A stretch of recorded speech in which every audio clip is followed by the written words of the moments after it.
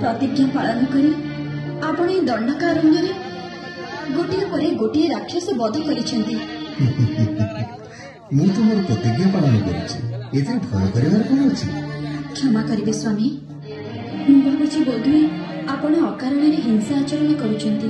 सीते, संसार रे तीन प्रकार दोष अछि, मिथ्या कहवा, पर स्त्री गमन करिबा एवं अकारण रे हिंसा आचरण करिबा। आपण पुरुष श्रेष्ठ, मु जाने आपण केबे भी मिछ कहबेनी। पर नारी प्रति आपण अनुरक्त नुहंती, किंतु आपण को अनिष्ट करुनथिबा राक्षस मानकु वध करी आपण अकारण हिंसा आचरण करूछंती। सीते, मुझे क्षत्रिय धनुर्धारण करवा क्षत्रिय धर्म, हेले एथे तो कोई अकारण मु देखुने। आपण वनवासी होई तपस्वीर जीवन यापन करूछंती। क्षत्रिय धर्म पालन करिवार थिले वनवास न करी शस्त्रर उपासना करिथांते। तेणु आपण तपोवन रे धर्माचरण करंतु, बिना शत्रुतारे राक्षस मानक सह युद्ध करिबा पई इच्छा करंतुनी। सीते, तुमे जहा कहला ता मंगल कर, पूर्ण धर्म उपयुक्त। किंतु तुमे जानिछ सीते, आर्तमानक रक्षा पाई क्षत्रिय माने धनुर्धारण करथांते। दंडकारण्य निवासी ऋषि माने आर्त भाव मोर शरणापन्न होइछन्ते। आ मु सेमानक रक्षा करिबे बोली प्रतिश्रुति देछि। निजर सत्य भंग करिबे कि परे? स्वामी, आपण समस्त धर्मर तत्व जानती। आपण को उपदेश देवार दृष्टता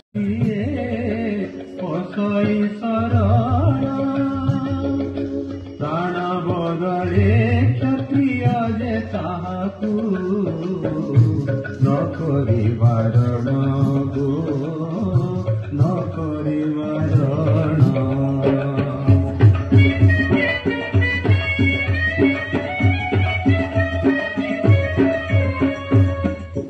दंडक अरण्यवासी जेते मुनि ऋषि, दंडक अरण्यवासी जेते मुनि ऋषि, बहु विनये निवेदन करन्ति, निकटे मु आसी गो, निकटे मु आसी।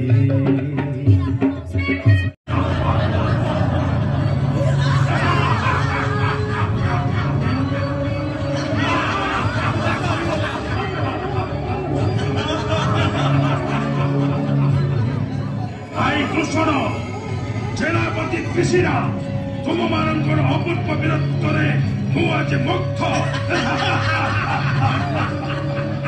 तुम मानकर पराक्रम फल आज ए दंडकारण्य रे मोर जय जयकार पड़ुछि।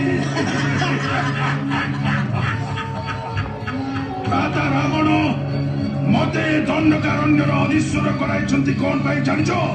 आपण महावीर महाबलवान, आपणक द्वारा ए भूखंड रे अनार्य संस्कृति प्रतिष्ठा हेबो। ए अरण्य रे कोनोसी तपस्वी रहिबे नाही। एठारे कोनोसी मंत्र ध्वनि उच्चारित हेबो नाही। आ बदल रे सुना दिबो केवल राक्षस मानकर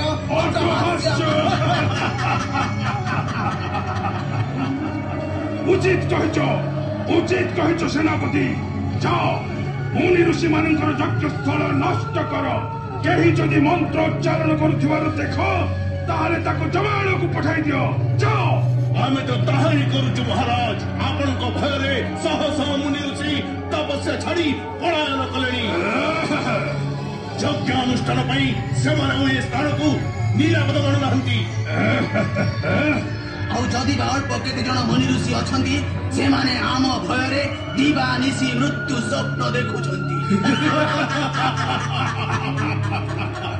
तेबे सुनो, मु चाहे ए दंडकारण्य रे गोटे भी मुनि ऋषि रहिबे नाही।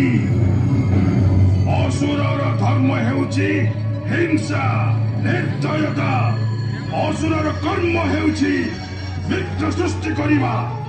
अपहरण करो, हत्या करो, लुंठन करो, ध्वंस करो। मुनि ऋषि मानकर आत्मनादरे ए अरण्यर पक्षी माने मूर्छित हो जातु जाओ सबुआडे आतंक खेलाई दियो राक्षस राज प्रतिष्ठा करिवा पई आमे सदा प्रस्तुत महाराज महाराजंक पाद तले मुनि ऋषि मानकर कटा मुंड भेटी देबा पई आमे आपणक आज्ञा को अपेक्षा करिछु तेबे जाओ विलंब न करी कार्य सिद्ध करो जाओ बेस आमे आसुछु महाराज जाओ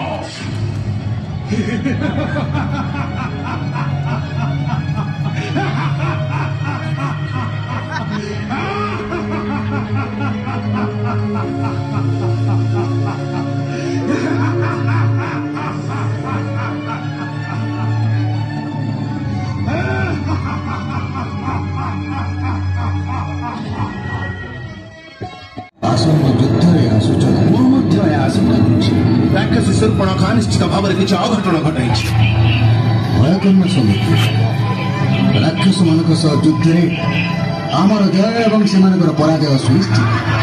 ଶୁଣନ୍ତୁ ଜ୍ୟେଷ୍ଠ ଭ୍ରାତା ରାକ୍ଷସମାନଙ୍କ ଗର୍ଜନ ସେମାନେ ବୋଧେ ଏଇ ଆଡ଼କୁ ଆସୁଛନ୍ତି ତୁମେ ବିବ୍ରତ ହୁଅ ଲକ୍ଷ୍ମଣ। ତୁମେ ଏଇଠାରେ ଜାନଙ୍କ ସୁରକ୍ଷାରେ ଥା ମୁଁ ଯାଇ ସେମାନଙ୍କ ପ୍ରତିରୋଧ କରୁଛି। କିନ୍ତୁ ଅଗ୍ରଜ ଆପଣ ଏକାକି ଭୟ କରନା ଲକ୍ଷ୍ମଣ।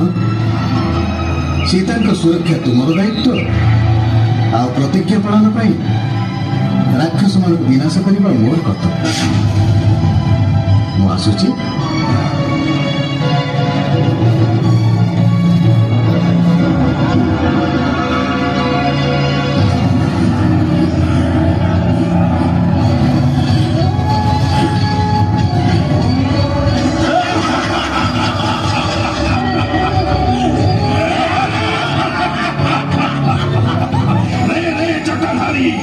ନିରସ୍ତ୍ର ନାରୀ ଦେଖି ତାର ନାଶା କର୍ଣ୍ଣ ଛେଦନ କରି ବୀର ବଣ ଦେଖାଉଛୁ ଏବେ ଜମପୁରକୁ ଯିବାକୁ ପ୍ରସ୍ତୁତ ହେଇ ରହ। ନିଶାଚର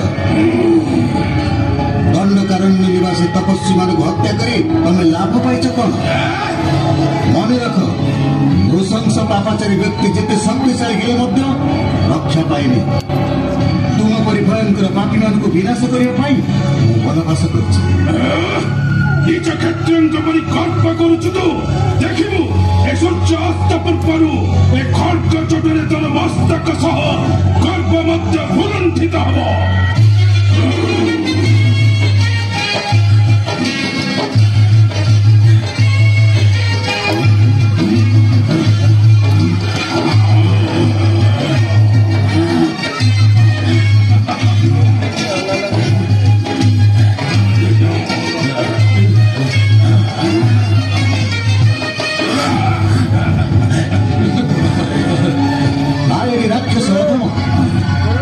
ଯେପରି ଭୂପତିତ ହେଲା ସେହିପରି ମଧ୍ୟ ତୁମର ପତନ